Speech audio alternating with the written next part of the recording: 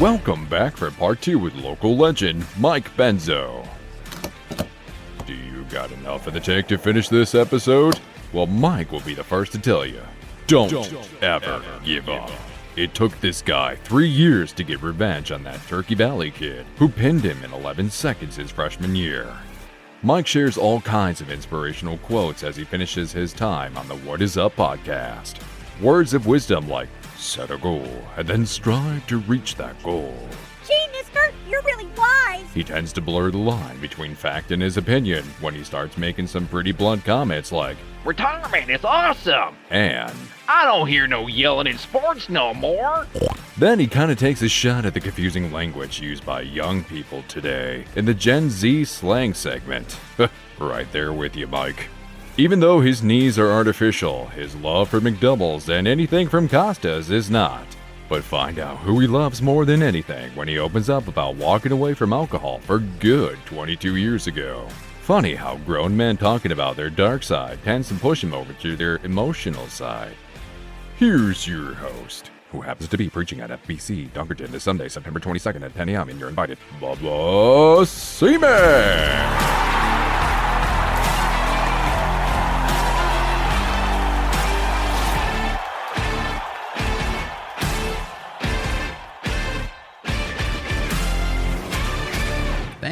Thank you. Ladies and gentlemen, what is up? We are back, part 2 with Mike Buenzow.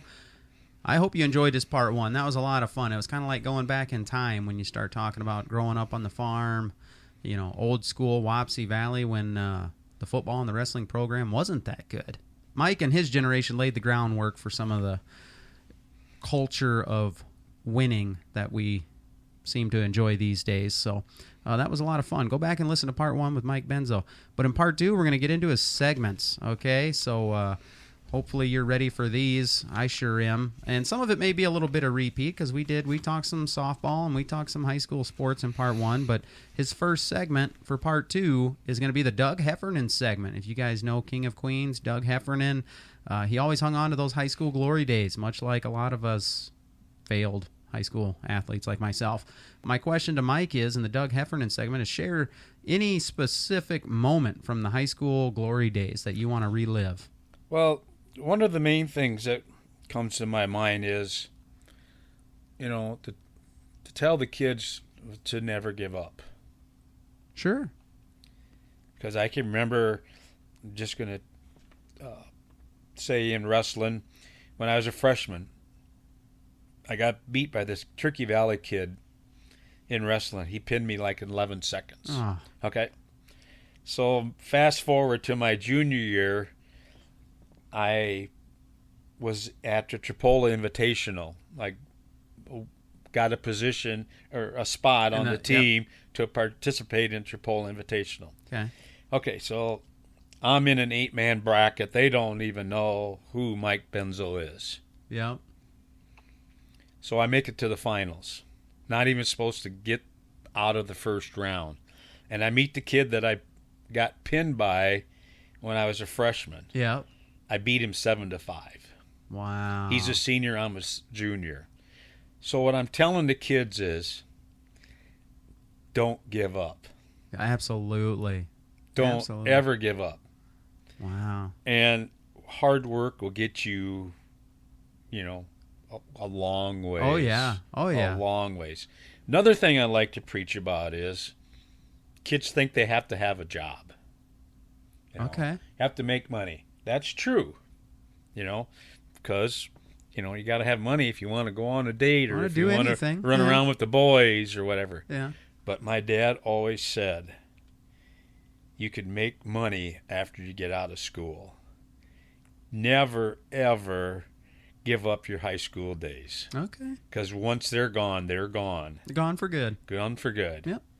So we got money from our folks. We were not rich people, but they would always give us a little extra if we needed something to go on a date or to go out with the boys.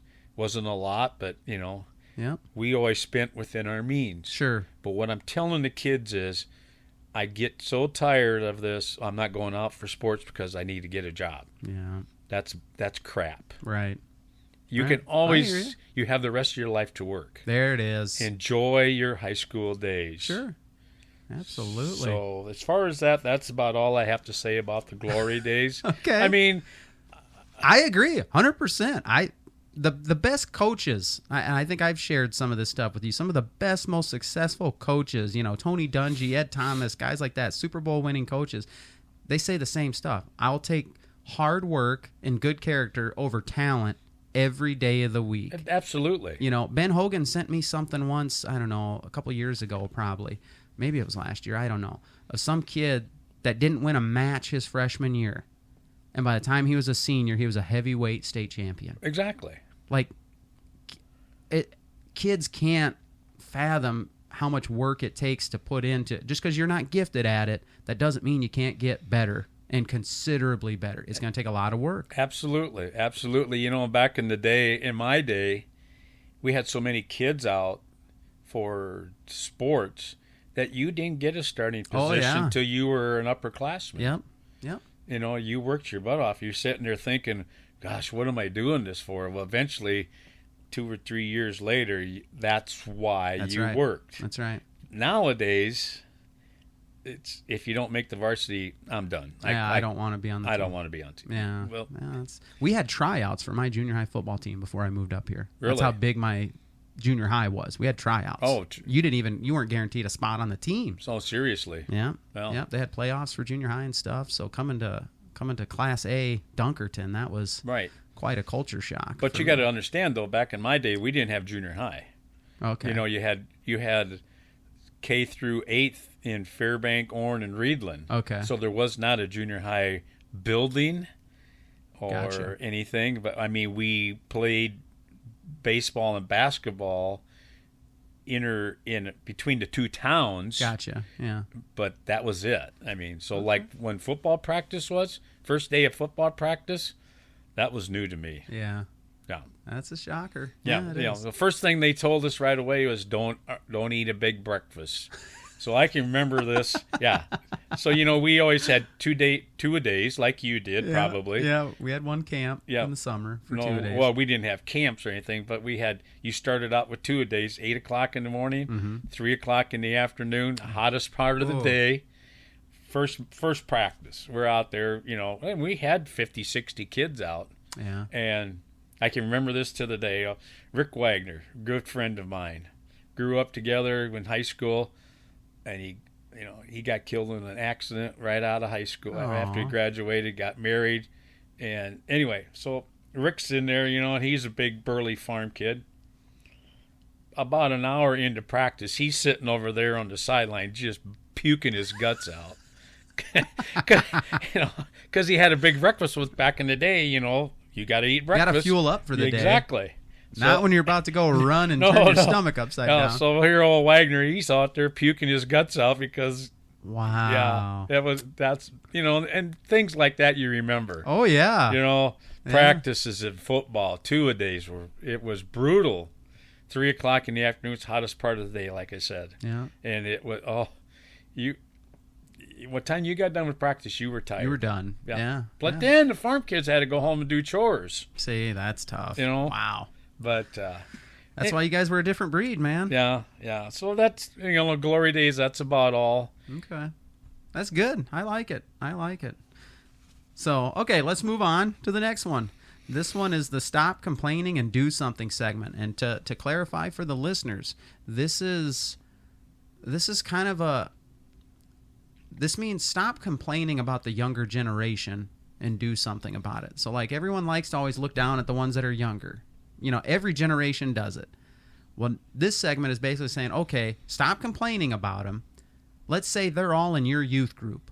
They're all coming out to the Buenzow farm for a Sunday night get-together, whatever it is, food, games, whatever, and you get a chance to give them a message. What are you going to say to them? Instead of complaining about them, you get a chance to do something. What is it? What's your message to them? Bubba, it all starts at home, obviously. Okay.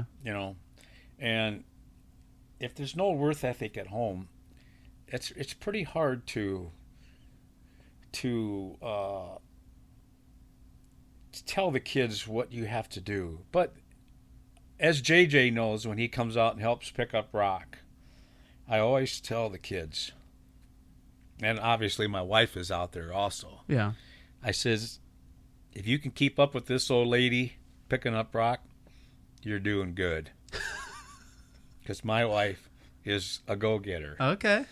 So that's the goal I tell the kids when they come out to pick up rock. And do they measure up? Oh, yeah. Okay. Yeah. Every once in a while, because I graduated to the tractor driver now because I have 2 artificial knees. Right. And I'm not really supposed to be walking on uneven ground like that. Okay. But I do get off the tractor every once in a while. Sure. But I have to, every once in a while, have to keep prodding the kids, hey, we got to keep moving here. We want to get this. We have a goal here of how much we want to get done today. Sure. So, and that's another thing. If the bunch of kids come out there, you have to have a goal. Yeah. Give them something to shoot for. You have to have something to shoot for. Yeah. Okay. So if you don't reach the goal, that's fine. But strive to reach that goal. Sure. If you don't get there, tomorrow's another day. Yep. Yeah. And we'll move forward. I gotcha. So, and that's basically to complain about things. I hear so much when I was working at town. I'm going to get away from the kids thing. I hear so much, and you hear it too, about your co-workers complaining. Hey, if you don't like what you're doing, find something that you enjoy doing. Yeah. Don't sit there and complain about this. Yeah. There's so many jobs out there right now, people. There is a lot of opportunity out there. Opportunity. Maybe don't pay what you're getting now, but you got to work there. Yeah. You got to work to that. Yeah.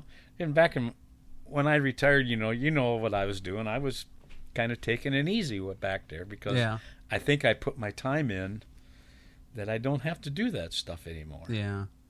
Yeah, So- it's hard to go 100 miles an hour all day when Exactly. you know you're kind of Yeah. you're at the end. So, yeah. So anyway, that's what I would have, and tell the younger generation, do something that you enjoy doing.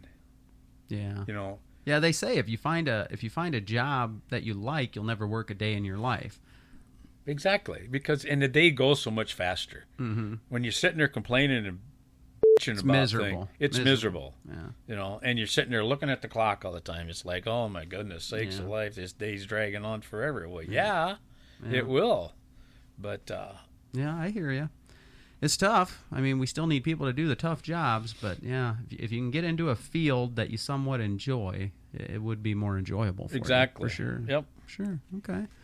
All right, let's try a job rundown. You're 70. You've had a lot of life experience, a lot of jobs. Can you run them down from kid to now? Well, basically, back in the day when I was a kid growing up, I grew up obviously on the tractor. Okay. I drove tractor from my dad driving baler. Okay. And then eventually when I got older, I graduated from driving tractor to stacking hay on the racks. Okay, time out. You're saying you drove the tractor when the thing was like sticking off the side? Yeah, the baler. Okay. Yeah, so I was running alongside the roll, driving the tractor. I running got the to do baler. that once, and I couldn't be going forward and looking backwards to make sure it was swallowing up the hay. The hay. I would keep getting off course. I couldn't do it. Oh. So my hat's off to you. Yeah, I was back on the rack within like 20 minutes. Oh, They're no. like, you suck. But you got to realize I was 10 years old. Yeah, and I was in high school. I was 16, and I couldn't drive the tractor looking backwards. And I was driving tractor for all the neighbors. So anyway, so I graduated from there. So it all started. Well, I'd give my dad a break every fourth load. Okay. Okay. So then, So you do like a pass or whatever. yeah. So then I graduated to every other load. Then eventually it was like he was driving a tractor and I was loading them all. Yeah. So then down the years, that's what my job was when I took over the farm. Okay. So then I worked at the turkey farm for a couple of years, Yep. like I said, during Yep. my school years, high school years. I worked at the Reland Co-op for a couple of years. Okay. Now we're getting there. Yeah, and I worked at Waterloo Industries back in the day. Waterloo Industries, which they made mailboxes, toolboxes back in the day. Wow. Is that you probably don't know? I've heard of it. Okay, so Is it like downtown Waterloo? Oh, Is it's it one right of the there. buildings? It was right by cattle congers on Amesboro. Okay. It was right off of there. I worked there for 3 months. and they went on a wildcat strike, and I got bid out. I bid out on days, and I never went back. I absolutely hated factory work. Oh. I was an outdoor guy. Yeah. So then from there, obviously, we got married, took over the farm. I milked cows for 25 years. So, Okay, there's the big one. yeah, and then we, about 5 years into farming, we gutted the barn out and went grade A and upgraded considerably. Back in those days, it was an upgrade. And we did that for 25 years till I just couldn't, my knees were so bad I couldn't do it anymore. Yeah. Yeah. So then I got a day job at Fecal in Owen, which we built big fertilizer floater spreaders. Okay, yeah. And how I got started there was through my sister-in-law Kelly, which she was the bookkeeper, secretary, blah blah blah. So they needed a truck driver to go get parts and stuff, and that's how I got started there. They'd give me a little money under the table. Okay. And I got started there, and one day the boss asked me if I wanted to work full time. I'm going, boy, I don't know. I said, I will, but the hours are going to, I have to set my hours differently than what, because I still milk cows at that time. Yep. I said, I'm not going to push myself and, to get my work done at home. Well, then I sold the cows, and I worked there for 11 years. Okay. Got a job at Lifeline, and I worked there for 14 years till I retired. Yeah. Yeah. So now retirement is awesome. There you go. That's the goal. That's it from start to finish. Yeah. I like it. I like it a lot. Okay. Next up, we got sports trivia. You chose sports trivia, and I said, okay, what kind of sports trivia? I know you're a Yankees guy. You're a Packers guy. So we're going to kind of stick to that. So let me give you a few. We'll see just how good you are. It says, what was the original name and location of the New York Yankees franchise during its first 2 years in the American League? Do you remember this? I mean, this is historical. Oh, boy. No, So, I don't know that. In the beginning, the Yankees weren't the Yankees. Okay, so what were they? The Baltimore Orioles. Really? Okay, yep. When did the Yankees win their first World Series? Well, it had to be during the Babe Ruth era. Okay. It was in the 30s? 20s. 20s. 1923. Okay. In 2005, Alex Rodriguez became the first solely right-handed Yankee hitter to hit 40 home runs in a season since 1937. Who accomplished that feat in 1937? And it wasn't the Babe. No, I know. Okay. Well, I wouldn't have any idea. Who was it? Joe DiMaggio. Oh, I was going to say Joe. Ah. Who did the Yankees lose their first playoff series of the 90s to? So this would have been, yeah. Oh, yeah. Nice. I recognize this. Too. Was it the Red Sox? No. In the 90s. The 90s. I know the Yankees and the Red Sox, they're always back and forth. Huge rivalries. Yep. This would have been Seattle Mariners. Oh, my gosh. Seattle Mariners. I would have never guessed that.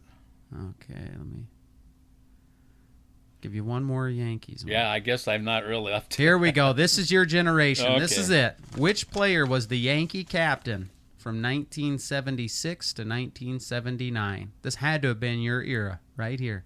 Who was the leader of the team? And I'll give you one hint. He was a catcher. Oh, was it Yogi Berra? Nope. Oh, it was 76 to 79. Was it Thurman Munson? Thurman Munson. Okay. That is it. Yeah. He won Rookie of the Year in 1970. No. 76 American League MVP, 7-time All-Star before dying in a plane crash. Yeah, in that's what I was 79. going to say. Yeah, he passed. Thurman Yeah. Munson. Yep. Okay, let's move over to football. All right, let's do some Green Bay Packers trivia. 1996, quarterback Brett Favre set an NFC record when he threw 39 touchdown passes in regular season. Who was the previous record holder? Oh, this is a dumb one. Who was the quarterback? So it says in 96, Brett Favre broke Oh. the NFC record. He threw 39 Right. touchdown Was it Bart passes. Starr? No? The previous record was 38. Oh, 38. Oh. And it was Brett Favre in 1995. I Oh, didn't even really? see the answer there. Wow. Okay. What is the name of the Packers player who burned his eyebrows and eyelashes off after he poured gasoline on some kindling and then struck a match back in 1995? Oh, my goodness. Yeah. You remember that? No, now that I see it, I do. I remember that happening. I remember hearing about that. You don't remember hearing about that? No. Yeah, it was Travis Jervey. Okay, here we go. Which Packer player was nicknamed the Minister of Defense? Well, it had to be Reggie White. Reggie White. Yeah. Man, he was the best. And he come from Philadelphia. Yep. He come from the USFL, then to Philly, right? Or something like that, yeah. Oh, he was the man. In what round of the 1956 draft was quarterback Bart Starr selected? Oh, boy. I don't think he was a superstar back in the day. He was not by this draft position. I couldn't tell you, but I mean, you're thinking it's definitely. Oh, it's low. Yep. I don't know what 17th round. 17th round. You know, and you there that proves your point. exactly. Right? Yeah. Right there. I mean, how many times do you see that nowadays, Bubba? I mean, some of these quarterbacks I've never even heard of this guy before. Yeah. All right, let's see here. Oh, wow. What was the final score of Super Bowl I? Green Bay Packers beat the Kansas City Chiefs. Yeah, I know. I don't know. Was it like it was like 32-14 or something like That's that? pretty darn good. 35-10. Yeah, it 35-10, you yeah. beat the Chiefs. I like it. Then they beat him again the next year. Yeah. Okay. Let's do this one. Ray Nitschke, Bart Starr, Don Hudson are 3 of 4 Packers to have their numbers retired in the 20th century, so in the 1900s. Okay. Who was the 4th one? There was a 4th one that had his jersey retired. Okay, so was it Paul Hornung or No, it wasn't Hornung. wasn't Paul Hornung? Was he a running back? Give me a clue. It's a single digit number. So yeah, it would have had to have been a back or like a. Gosh, well, I don't know. I don't recognize Who the is name. it? Who is it? Tony Canadeo? Tony Canadeo? They retire a guy's number they shouldn't have? Because them other ones are pretty big. I don't even know that guy. Nitschke, Bart Starr, and Don Hudson. I don't recognize that guy. Okay. He had a single-digit number. Yeah, number 3. Number 3. Yeah. Huh. All right, how about this one? What's the name of the Packer who was ejected for pushing Walter Payton over the bench in 1985? Do you remember that happening? I don't know if it was. It had to have been during the game, but Pushing him over the bench. I don't know. It had to be a back or something. Mark Lee, whoever that is. I have no idea. Don't know who that is either? No. Okay. What was the official name of the Green Bay Packer cheerleaders? You remember that? I have no idea. I don't pay attention. The to Golden Girls. Were they? Okay. To whom did Brett Favre complete his first career pass to?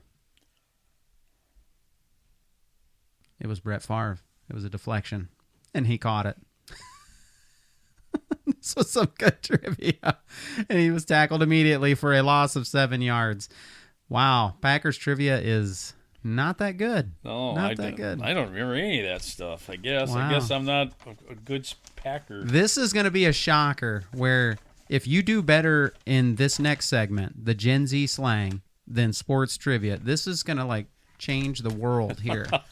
Okay. So basically, here's how this goes. I'm going to give you a word that Deb probably hears kids use at school today. Okay. And you just tell me if you've heard of it and if you know what it means. Okay. Okay?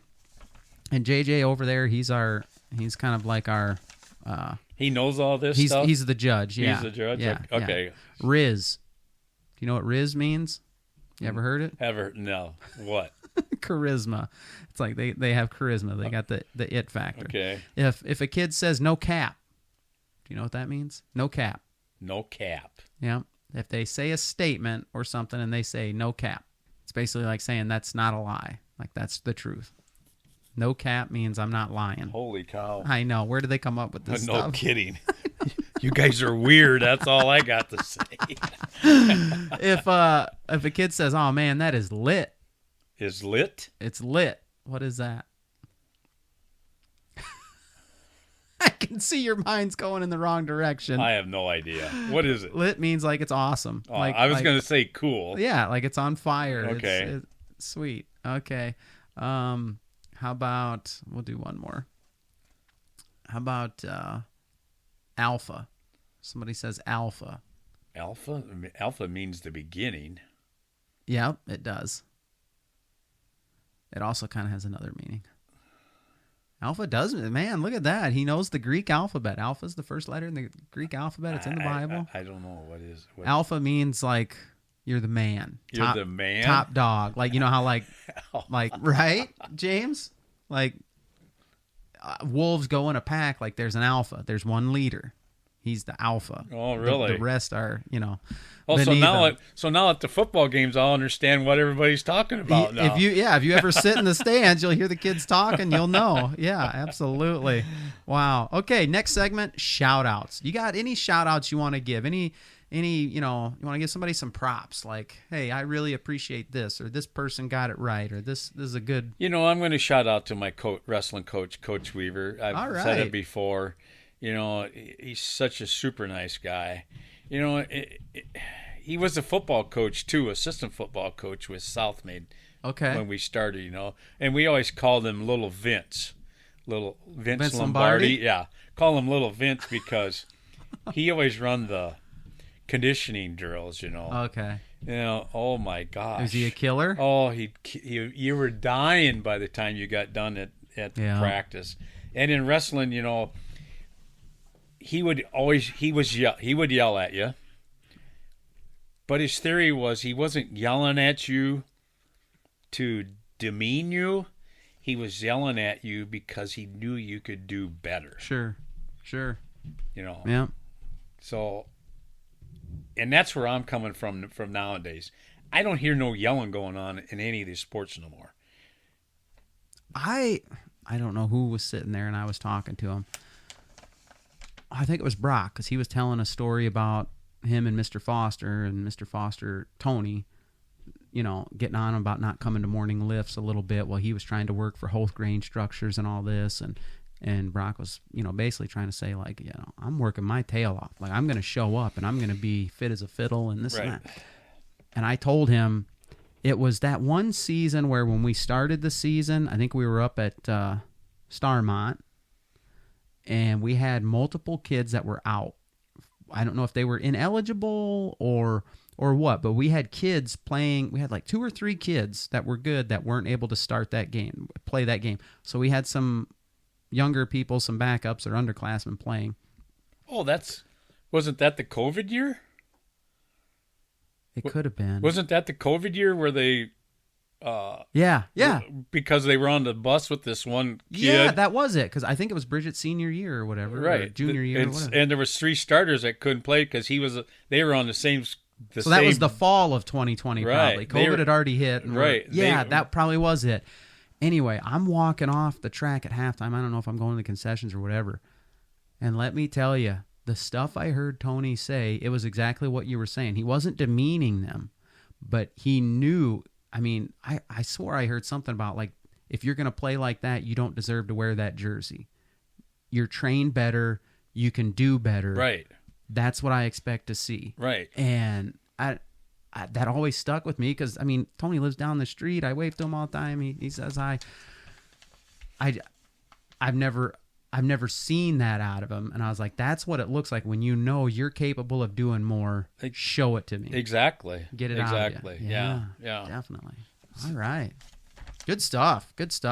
Okay, let's move on to the getting to know you segment. So these are going to be kind of more quicker questions. Let the audience really get to know, peel back the layers of the onion that is Mike Buenzow. If you could meet anyone in the world now or in the history of all time, who would it be? Well, I picked Mickey Mantle and Bart Starr. Nice. Good ones. We just got done watching a movie about was it Roger Maris and Mickey Mantle growing up? 61. Yeah. Oh yeah, that 61. was the movie. Yeah. Yeah. We just got done watching Great that movie. on TV. My wife picked it out. She goes, "You need to get in here and watch this. I think you will enjoy that." Which I had never seen that movie before. Right. So yeah, and I've always wanted to meet Mickey Mantle, Bart Starr. He's always been, since the Dallas Cowboy game when it was 20 below zero, and Yeah. ever since the frozen tundra, The ice bowl. the ice bowl, and you got to realize, they complain about the last year's playoff game was it Kansas City where Oh yeah. what was so cold, Freezing cold temperatures. but you got to realize though they got a turf that's heated. heated. Back then, it was like going out in the cow pasture and playing. It was, can you imagine playing on that hard surface? No, you No. can't. No, you had to be there. And not to change the subject, but I got the opportunity to go to Green Bay Packer game here 7-8 years ago with my brother-in-law. Maybe it's been 10 years ago, and it was a night game with Detroit, 7:00 game. And I grew up on a farm when it was cold. I was never so cold in my whole life. I had a coffee cup with the thermos, and by halftime it was froze solid. So That's saying something. that's cold. But anyway, Wow. yeah. So them are the two guys that I really picked that Good I choices. wish I would have got to see. Yeah, or if meet. you could have met him, yeah, Yeah. absolutely. Yeah. I like it. All right, what would you do if you had $1 billion? You said money's really not the most important thing, but if Money's not an object to me, Bubba. I don't know. You hear so many things about people that win the lottery ticket and they end up just miserable. right, yeah, I wouldn't. I can't answer that because I wouldn't want that kind of money. see, I'm with you. I don't think we're like meant to have that. I think we're supposed to. I'm not saying people who are wealthy Right. are doing something wrong. No, there's plenty of people who are doing good things with wealth, but I just don't think it's a good thing for us. No. In general terms, to have No, a ton of money. because we were born and raised to spend within our limits. Right, right. And now where we're sitting now with my wife and I with our financial stuff, I mean, we're not rich people, but if we want to go out and buy something, we can afford Sure. to do that Sure. nowadays. Yep. But no, I wouldn't even want to be in that position, so I can't answer that Okay. question. Hey, I can respect that. Sure, sure. Favorite song? Oh, favorite song, I picked all the 70s music because I listen to KOKZ every day. Okay. And I listen to the oldies, and I'm sitting there trying to think of something. I'm going, man, these are all great, Yeah. great songs. And I had the opportunity to go to a concert, an outdoor concert up in Red Wing, Minnesota. Oh, yeah. That casino up Yeah, there. yeah, And been there. It's an all outdoor amphitheater, Okay. And I had never been to a concert my whole life till I was 65 years old. Wow. Never had the desire to go. Yeah, me neither. Yeah, so our kids bought the tickets and we, got to go. We went Who was it? Journey. Oh, okay. Got to see Journey. So, Wow. and then here a couple of weeks ago, Barney, one of my buddies, they had 2 tickets to go down to the Extreme Center and watch impersonator of Prince. Or Okay. no. Queen for Freddie Mercury. Okay, gotcha. So I like to listen to music, but to listen to that loud pounding stuff, not my cup of tea. So what was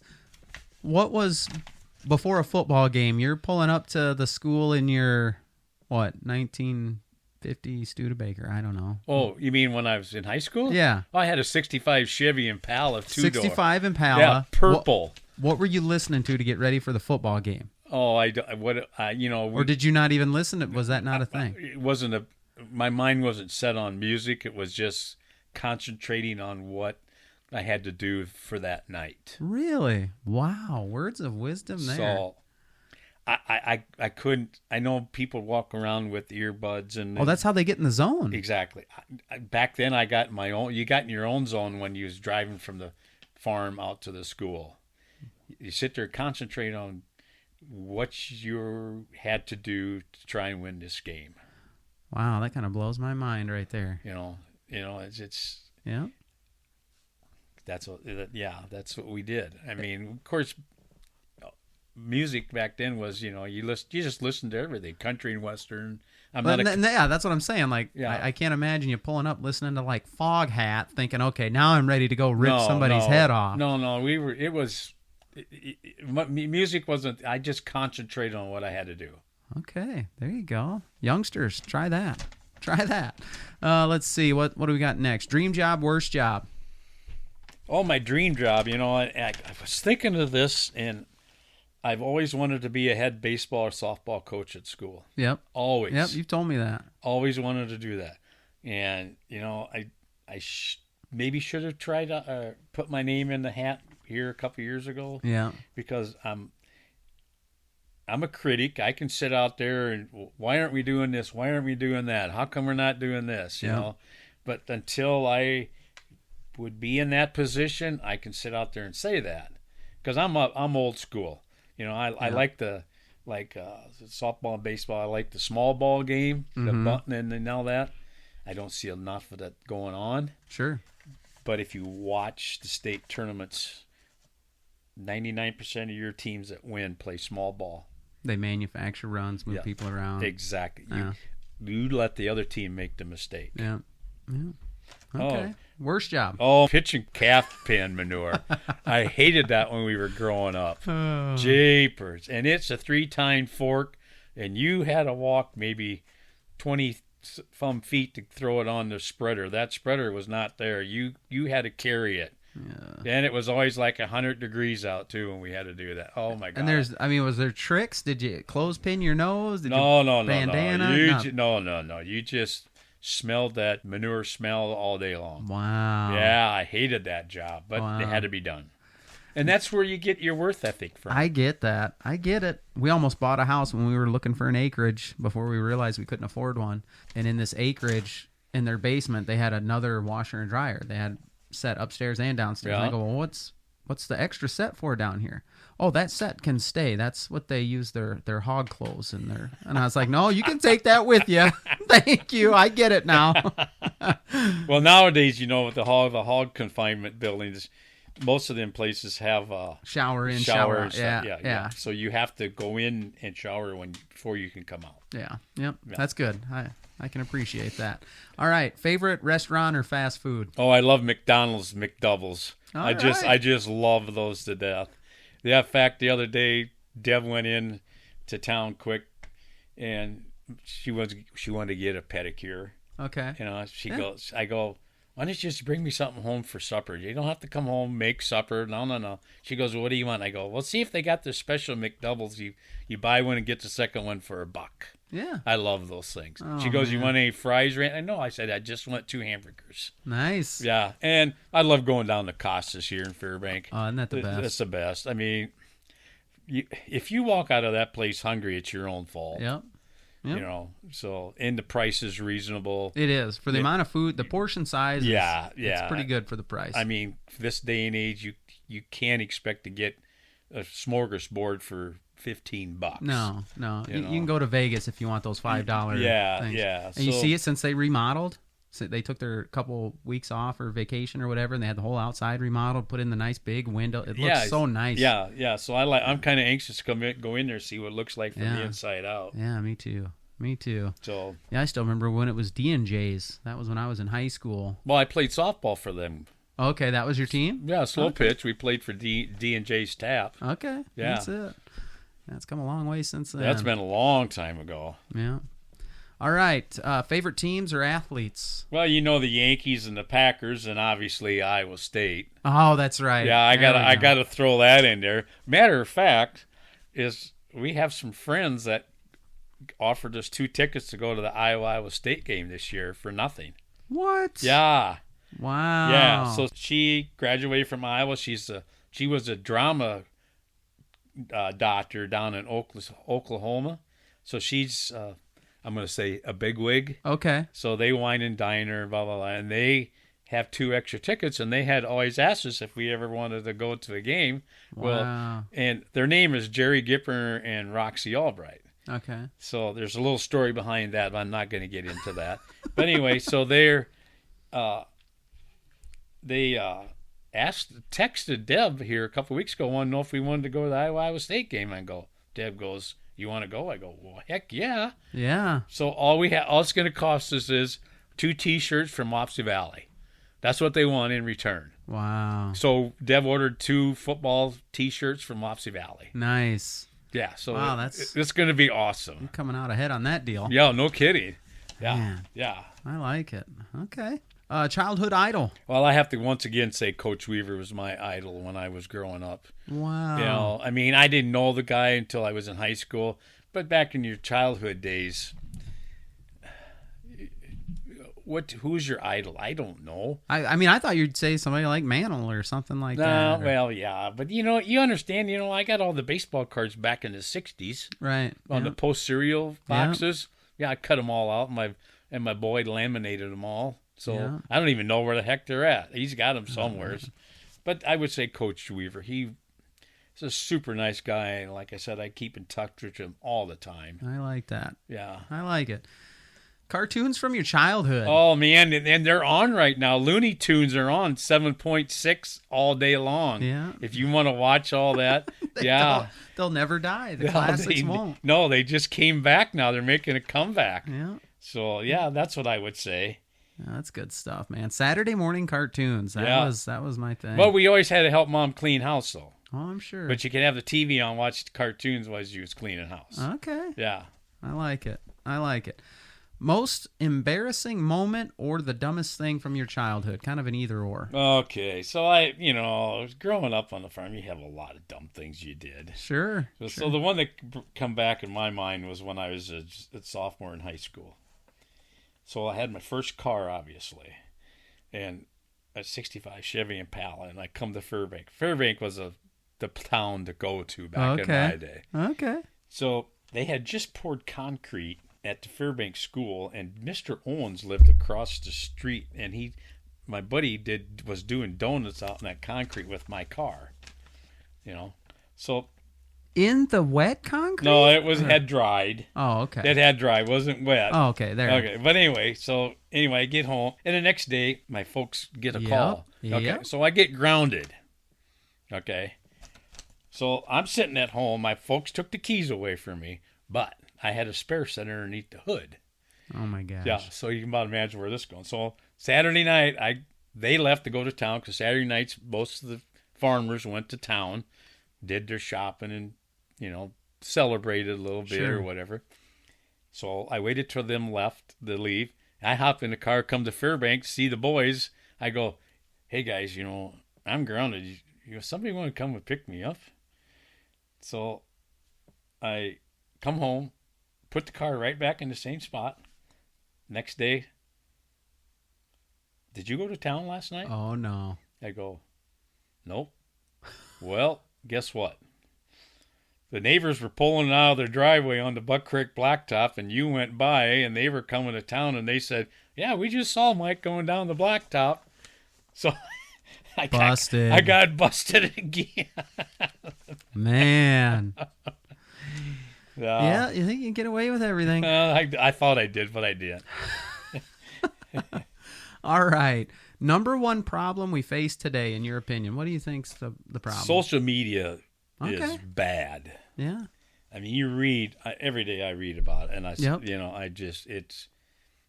just don't like it. It can have a major negative impact. Exactly. Yeah. And I'm not on Facebook anymore. I decided to get off because it's gone way too far. Okay. The thing of it is, people can, on social media, you can sit there and text somebody. There's no meaning to the text. Yeah. But if you call somebody up and talk to them personally, Yeah.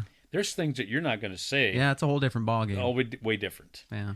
So that's what I pick social media. It's gone. It's way out of proportion. Okay. Yeah. All right. So that's one segment you didn't pick, was if we could delete one thing from the world, what would it be? If you could pick one thing from the world, you would probably pick social. Just say, hey, let's get rid of it, and let's see if things don't get better. Exactly. Okay.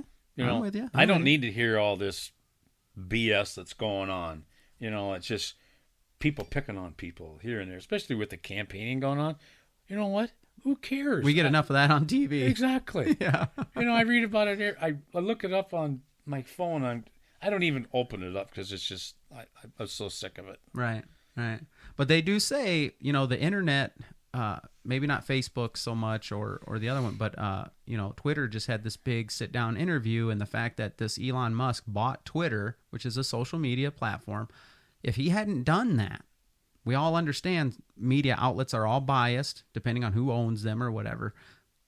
Like, your news and what you see is going to be skewed one way or the other, except for this Elon Musk bought Twitter, and he allows more uncensored. He doesn't try to suppress things. So a lot of people are looking at that as saying, if he hadn't done that, we'd be, as far as the information we receive, it would definitely be one way or the other, depending on, it's kind of like Twitter's the last free speech platform. So people are kind of giving him props for stepping up and buying that for however many billion it was. But how did we get along years ago without social media? We did just fine without any of it. Exactly. Right. Plus, we don't have the stress. We didn't have the stress. We don't have the anxiety, depression, exactly. all that. Yeah. No, I'm with you. Yeah. I'm with you. So what you didn't know didn't hurt you. Yep. Yep. Yep. You're right. Did you have something for number one thing we got going for us, or did you want to skip over that? Well, the number one thing I got going, and you brought it up when I got here, was the high school kids that we have. The worth ethic that I pick the kids out. Mm-hmm. It's awesome. Oh, for doing work out at the farm? Doing work out at the farm. Now, if I could get more of that, get more of them, I would like it. Would make my job a lot easier from picking up rock. Yeah. I hate that job. Another 5 or 10 that are going to be there when you say to be there, and, and do the work. Absolutely, man. Okay. Oh. One thing you love about your spouse, we had to leave this one in there. Oh, boy. There are so many things. We've been married, we'll be 49 years. Oh, excellent. Yeah. So, well, the most thing that I love about my wife is, I have a dark side of myself, too. Okay. Because I'm an alcoholic. Yep. And she helped me move forward. Right. With that problem. I've heard that story. You're kind of surprising me bringing it up. I'm glad you did. Because, Well, I talk about it all the time. Good. You should. Yeah. Because it's a disease. It's not, I was born and raised in an alcoholic household. Okay. My dad was an alcoholic. Deb's dad was an alcoholic. Okay. But the problem of it is, they wouldn't recognize their problem. Sure, yeah. Until you are ready to quit, nobody's going to help you. Yeah. You have to admit to yourself that you have a problem. Sure.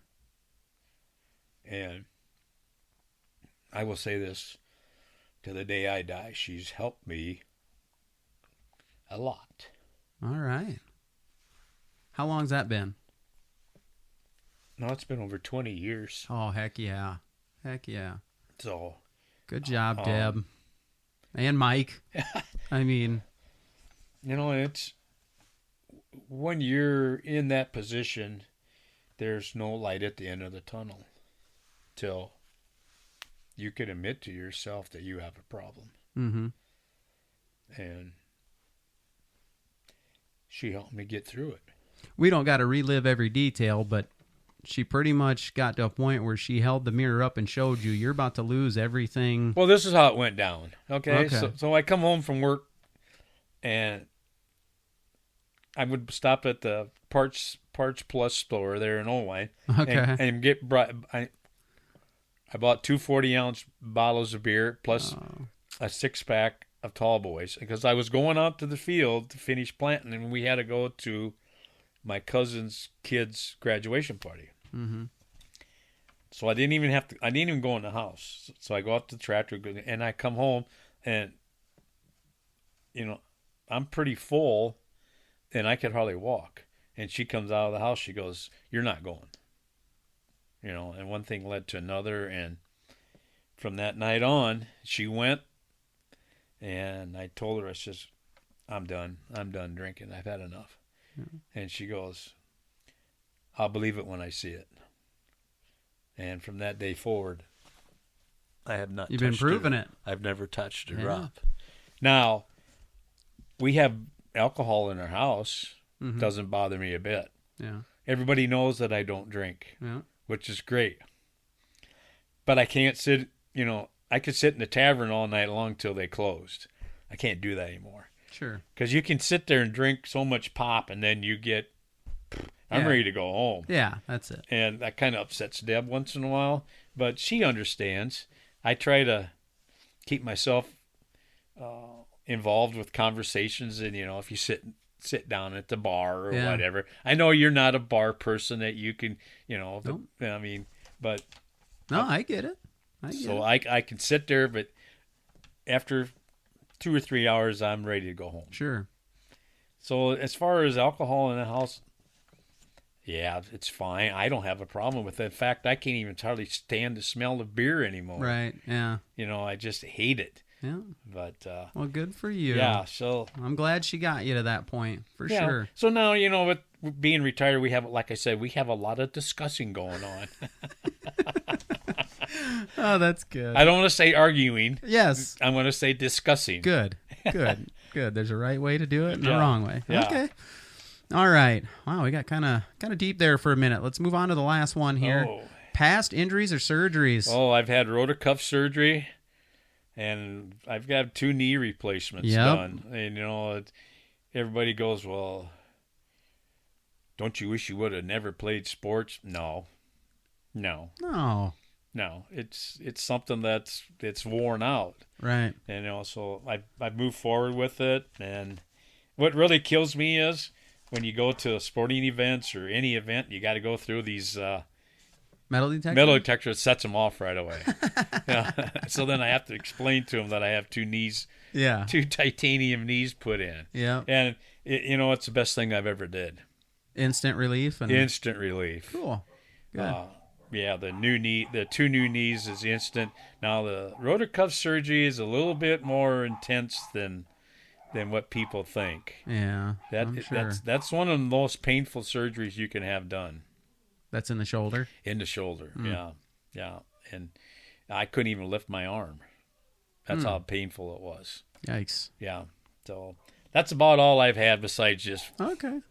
Just know, minor stuff. just minor stuff. Well, those are 3 big ones then. 2 Yeah. knees and a shoulder. That's tough. Okay. You also chose how the turntables. Shout out Michael Scott, how he always messed up that line, where you can ask me anything that we just covered about you, and I don't have to open it up. I think you chose something for that. Yeah, so I just want to ask you how Dunkerton High School can go from the glory days to where they're at struggling in the football program. How is... Because they were a powerhouse in your day, kind of? Yeah, I mean, back when I played, no, they weren't. Okay. But like 2 or 3 years down the road when my wife was a senior, they were powerhouse teams. Okay. And you've had some good teams, but here lately it's like, how can you... Yeah. What happened there? Well, it's all the way down to 8-man now, which 8-man, I enjoy 8-man football. I really do. Right. I played at Dunkerton from 95 to 99. And so I really can't speak for that big gap between the 70s and the mid-90s. I don't know how you establish a culture of not winning other than just not winning. Maybe it's the lack of bodies. Maybe it's, everyone always is going to point to the coach, whoever the head coach is. But I can pretty much only speak to, we went 0-9 my freshman year, and there were 5 of us freshmen that lettered varsity. You're not going to win many games when you have 5 freshmen lettermen. Absolutely, yeah. Football wasn't fun my freshman year. We get a new coach. We start over our sophomore year. Then it kind of gets fun. And he actually played for Maynard, I think, when Maynard was pretty good. So who was that? That was Brandon Block. Oh, yeah, I remember him, yes. And, yeah, so our first game, when he shows up our sophomore year or whatever, we end up beating Edco, and I had 3 sacks that game, all because we started to understand football a little better. And our middle linebacker told me, hey, the center's gunning for me, shoot the center gap, even though that's not your assignment, shoot the center gap, you're going to go right in. I got 3 sacks. We beat Edco. Shout out Sean Anderson. Got me 3 sacks that game. But over the years, we were always competitive. I always tell people still, like, yeah, we didn't win many games. We had good athletes. We were in a lot of games. We even, in 97, one of Wapsi's big runs, we had them, they had us 7-0 at halftime. And South Maid was yelling at them all the way off the field. And their starters were playing. It's like we could hang with just about anybody for a while, and we had good players. We were making poor decisions also off the field, and then we started losing kids and all kinds of stuff. And it's just once that culture of losing is established, it's hard to shake it mentally. Right. You know what I mean? That's Right. why I like what I see Wapsi, and when I hear Dwayne, at these last few, summer meetings going into summer, I love hearing what they have to say. You can tell the culture's established. You want kids to show up. If you put in the work, we're going to be successful one way or another. It doesn't matter if we have all-stars or not. It's going to be a team program one way or another, and I like hearing that. But when you said that, I thought you were going to ask me not just about that. I thought you were going to ask me about Glory Days. So I had these couple little piddly things wrote down. I was like, when you go 0-9 and 1-8 and 2-7, you don't have a lot of Glory Days. But yeah, those sacks, that would pretty much be one highlight from my sophomore year. And then this is how pathetic my high school career was. One of my biggest highlights my senior year wasn't even during a game. It was during our red and black scrimmage. You get as much as you can, first team offense, first team defense. You have the parents come out, you do a practice under the lights, and you scrimmage each other. And I had made it to the backfield my senior year, and we were just me and my brother-in-law, we were just going to destroy people. He was a tailback, and he was actually good. And I broke off like a 50-yard touchdown run in that scrimmage game, and I just thought, senior year, we're going to be so good. 2-7. 2-7. Our games were fun to watch. We would fly around. We'd hit people. We just couldn't win games. Just couldn't get over the hill? No, just couldn't. And we weren't serious about lifting that much. That was the only year, my junior summer, that was the only year we had an off-season lifting program. Mm-hmm. Whereas I see what Wapsi does. You can see why the athletes are so big. And now, having been here long enough, you watch some of these kids, when they're done playing football, if they don't stay in the weight room, you watch how fast they get down to a normal size. You can tell They got that big because they put in the work. They weren't just born that way. They weren't just these genetically, farming kids that everything shrinks on them if they had put on all this muscle. And so it's cool to see that you got to put in the work. You got to do it. Right. And we didn't. And I think that's kind of okay. How Dunkerton probably fell off. That's my guess. Yeah. Well, that's too bad. It is. It really is. Because we saw our senior year, after lifting all summer, we're like, man, if we had done this all 4 years, if instead of chasing our girlfriends or, the underage drinking or swimming at the creek, if we had applied ourselves, we probably, everyone would have been much better athletes. And we had a couple good grades together that had put some undefeated junior high seasons together. Yeah. And then I always still, just to grab at straws, I always say, well, it was nice, being Class A and doing so good in junior high, and then you get to high school and they bump you up to 1A, and we're playing these big schools. And it's huge. It was tough. Yeah, Wapsi was tough. They were just tough. I can't remember if it was a Sullivan or a Sickles or whatever that was like a nose guard or something. He just ate my lunch as a sophomore. Oh, Jamie Sullivan. He was a nose guard. Yeah, how was I supposed to, as a sophomore or freshman center, how am I going to stop a guy like that? You shouldn't even be out there. But that's what it was. Okay. So, well. Okay. Moving on to the What Is Up segment. You chose a couple good ones. One, just in general, was the younger generation. Your thoughts, your opinions. We kind of did hit on it a little bit. But yeah, it's... like I'm going to say, you have to take advantage of the years in your high school. Mm-hmm. Their 4 years in high school are the best. And as far as working, you have the rest of your life to work. Yeah. Yeah. His money's an object, I understand. But, I grew up where we didn't have nothing. Yep. And we still made it. Yep. We didn't have all the toys. You had a bicycle, and but that's how your transportation. That's how you got there. That's how you got there. Yeah. So I just you still put the work ethic in, but geez, just because your coach yells at you, that doesn't don't say I'm quitting. I'm out. I don't want to do this anymore. Well, okay. we had instance back in the day, my day, where a kid wasn't coming out, so they begged him to come out. And guess what? He wasn't worth the crap. If you don't want to come out, that's fine. I understand that, but I get so tired of excuses.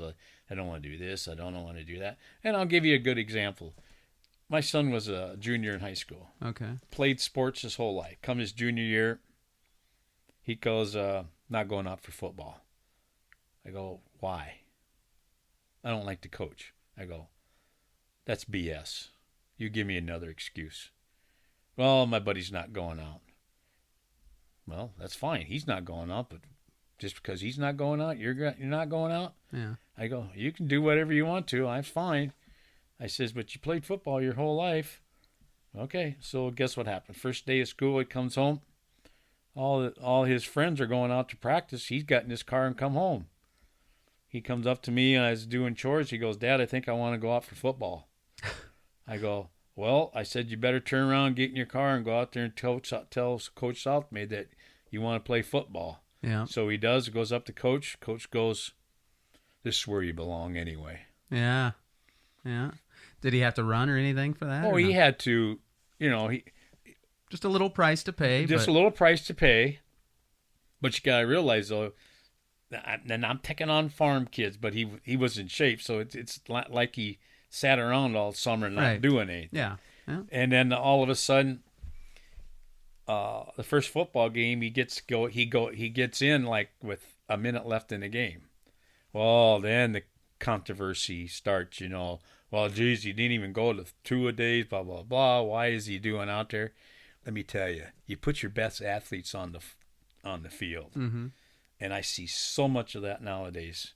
The best athletes aren't out there. Oh, okay. I don't care what sport it is. If you want to win, I'm all about winning. Sure. I'm not all about making friends with my friends down the road. Okay. We're out here to win. That's why you're here. I mean, obviously you lose, but you move forward. Yeah. You pick up the pieces and you try and figure out what you did wrong to win the next time. Okay. So that's what I'm saying about the younger generation. Okay. I like it. Coaching's a tough job, man. I wouldn't want it. It's tough. So that's all I'm going to say about that. But there you go again, Bubba. There's social media takes effect. Yeah. It's too easy to get a hold of the coach. Yeah. Way too easy. Back in my day, the coach, whatever the coach did, that was it. my folks went on.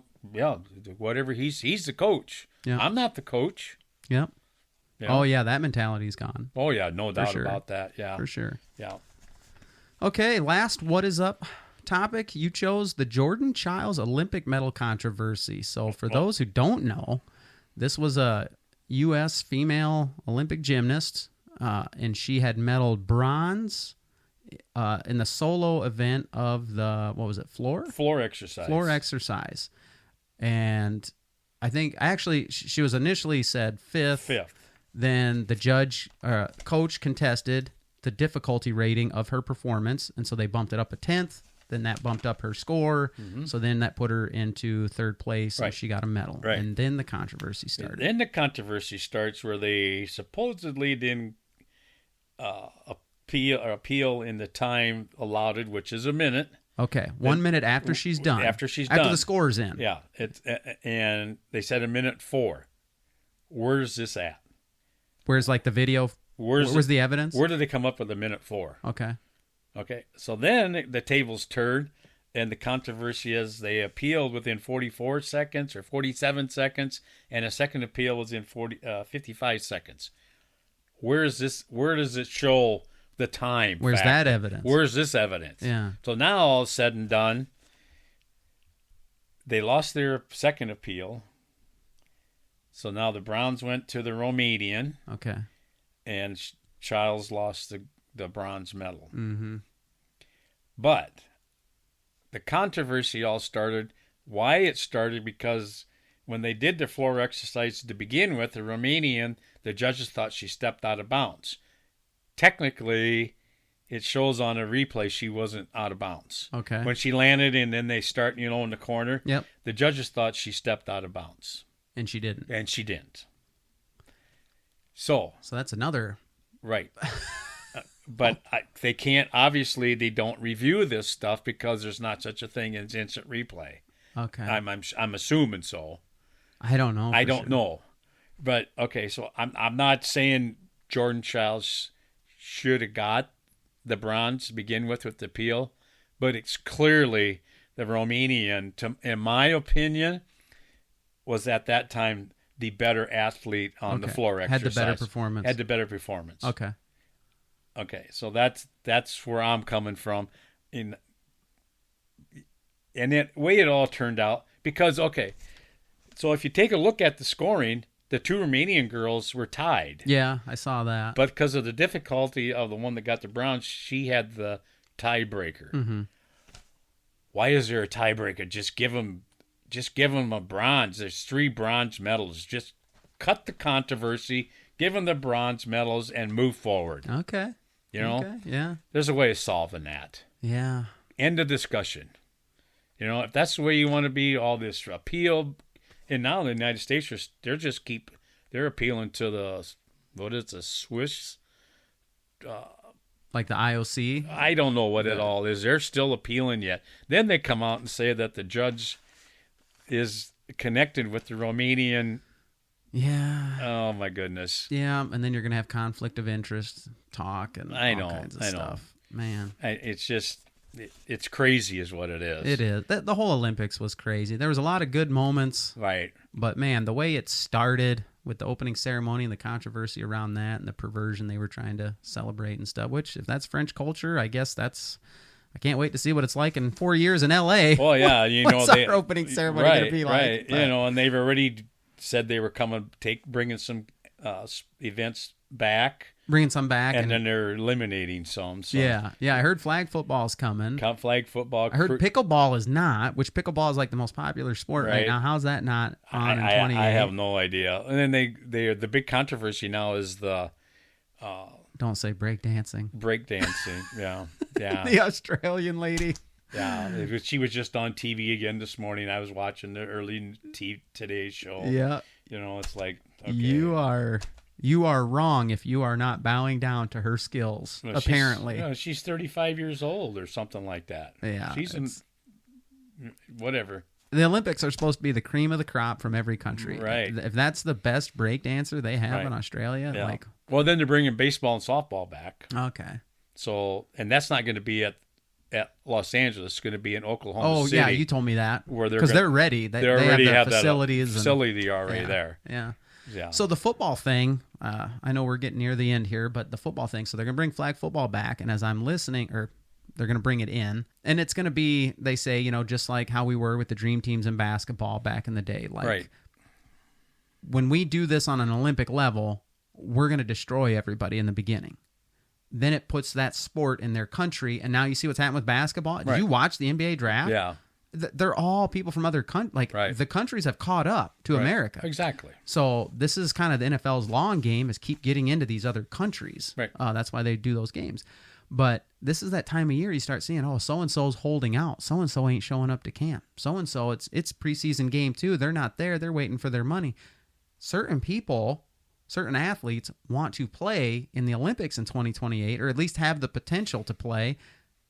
How are team owners who are paying some of these guys like $30 million a year going to say, yeah, you can go play flag football and possibly, tear your ACL or what? Like, it's going to be something fun we're going to see unfold over the next few years, because some owners are not going to want to do contracts that way, especially these rookie quarterbacks, Caleb Williams, people like that, these big-time receivers. There's going to be non-contact injuries, and then that team is going to lose them because of their Olympic flag football. But can you remember, though, years and years ago, though, and I'm just going to pick out men's basketball, it was all college kids back in those days. Yeah, until the Dream Teams. And then the United States got fed up with it because they're bringing their pros in, and we're bringing college kids in. They go, that's enough of that crap. We're going to bring in the boys. Oh, I'm sure if we used college football players in our Olympics, we would still... I'm sure quite well. Yeah, but the thing of it is, like you said, these other